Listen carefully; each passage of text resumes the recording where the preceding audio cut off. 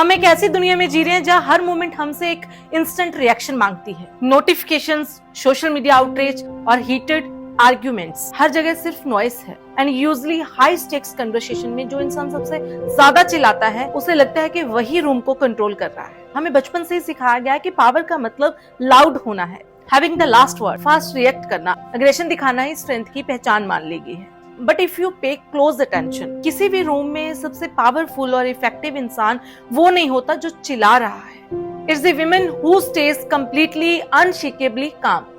जब कोई आपको प्रवोक करने की कोशिश करता है, चाहे वो आपका बॉस हो, चाहे आपका कोई टॉक्सिक कोलीग हो या कोई पर्सनल कॉन्फ्लिक्ट, तो उनका गोल सोल्यूशन ढूंढना नहीं होता। Their actual goal is control.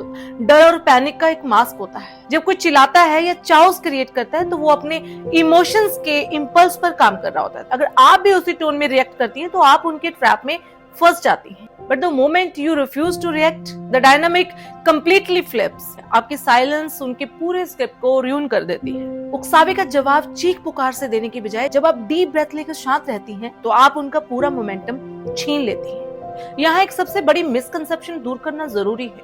काम रहने का मतलब वीकनेस या सबमिशन बिल्कुल नहीं है। कामनेस इमोशनल रेगुलेशन का हाईएस्ट लेवल है। यह आपका एक कॉन्शियस चॉइस है कि आप बाहर की नॉइस को अपने दिमाग पर डोमिनेट होने नहीं देती, ताकि आप सिचुएशन को एनालाइज कर सके, अपने ऑप्शंस वे कर सके and make your move with absolute precision. जब बाकी लोग अपनी एनर्जी इंपल्सिव एंगर में वेस्ट कर रहे होते हैं, तब एक काम वुमेन अपनी मेंटल एनर्जी कंजर्व कर रही होती है। कंपोजर में एक अनकहा लेवरेज होता है। जब आप प्रेशर के बीच भी अनडिस्टर्ब रहती हैं, तो लोग ये सोचने पर मजबूर हो जाते हैं, what does she know that I don't.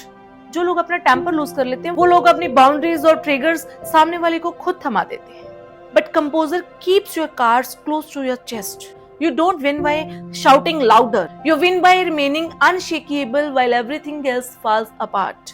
In the end, calm women always win. इसलिए नहीं कि वो स्टॉर्म से बच गई, बल्कि इसलिए कि वो स्टॉर्म का सेंटर बन गई।